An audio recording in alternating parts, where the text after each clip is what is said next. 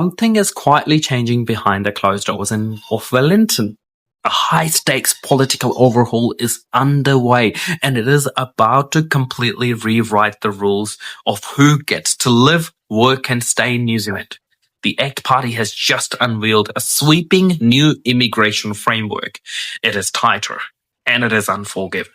And it treats migrants like a cold, hard business transaction. Literal migrant tax. Tougher language barriers, a massive enforcement crackdown. Political war has just been sparked, and the consequences will shake our economy into its absolute core. To understand why this is happening right now, we have to look under the hood of New Zealand's broken system for years. For years, our borders operated like a revolving door. But right now, the country is caught in dangerous push and pull dynamic. On one side, we are facing a historic domestic brain drain. The latest data from Statistics New Zealand reveals a shocking truth: an all-time high net migration loss of over 52,500 Kiwi citizens in just single 12-month period have left. Our best and brightest, our nurses, our tradespeople, our tech professionals are packing up and leaving. They are fleeing to Australia and Europe for higher wages and lower cost of living. To fill those gaping holes, the government relied on massive surge of non-citizen arrivals. But that surge has hit a brick wall called reality. The sheer volume of new arrivals have completely outpaced New Zealand's infrastructure. It is driving immense friction across the country.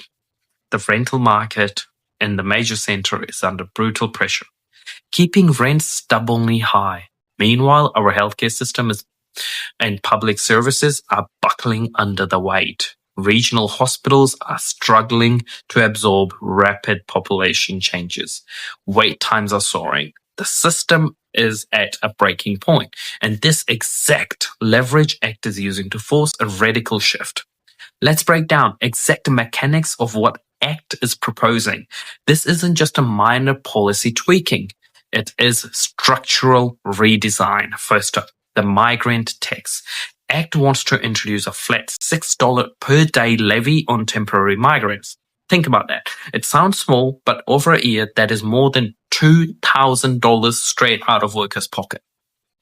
The English language requirement. They are pushing for significantly tougher language testing thresholds. This will apply to both work visa and residency pathways. If you cannot clear this steep new hurdle, the doors is shut. Then comes the most aggressive pillar, enforcement over amnesty. This is a hardline push on deportations. A severe crackdown on anyone working overstaying illegally. No second chances, no paths to regularities. Rules will only be relaxed when a specific sector faces acute, desperate shortages. Who gets hit the hardest by this? Look directly at the migrants currently on shore, especially those on accredited employer work visa or AEWE workers in lower skilled or mid-tier roles watching goalposts move mid-game. We are talking about 3 to 5 year cliff. A highly restrictive rule around maximum continuous stay before you are forced to leave the country. Partner sponsorships visa are being heavily restricted for skilled professionals from Western Europe or Americas. The math no longer adds up. Lower relative salaries combined with brutal bureaucratic hurdles means New Zealand is losing its competitive edge. Instead of the pipeline is shifting entirely to regions where workers have no choice but to navigate this high stress, precarious pathway just to keep a foot in the door. Unsurprisingly, this transactional approach has triggered a massive outrage. Human rights advocates, immigration lawyers, and community leaders are sounding the alarm. They're calling this framework short-sighted and inherently exploitive. Critics urge that a $6 a day tax treats human beings like economics commodities. It targets the exact people who kept our essential services running when we need it the most. Lawyers warn that the aggressive language threshold will decimate vital industries.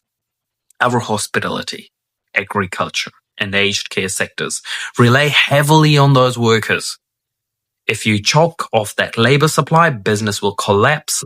The highest stakes lie within the enforcement crackdown.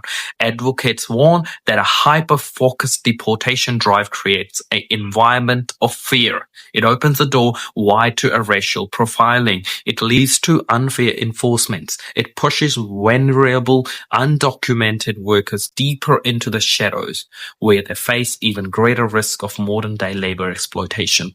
The tension is reaching a boiling point. Is this necessary defense of New Zealand's collapsing infrastructure, or is it a hostile, unfair attack on very people we invite to build our future? Where does this leave us? What happens next? The political battle lines are officially drawn on in Wellington. As the coalition government debates these measures, Immigration New Zealand is already quietly tightening operational criteria behind the scenes. The administrative squeeze is happening right now. If ACT gets its way and the policies passes into a law, the landscape of New Zealand will change permanently. We will see a highly policed, high-cost temporary workforce. The day of an open, welcoming pathway to a new life is paradise for officially over. This leaves us with one critical question. Can New Zealand survive without a vital global talent we are actively pushing away? Or is it time for us to put our infrastructure and citizens first, no matter the human costs? Is this policy necessary, or it's a purely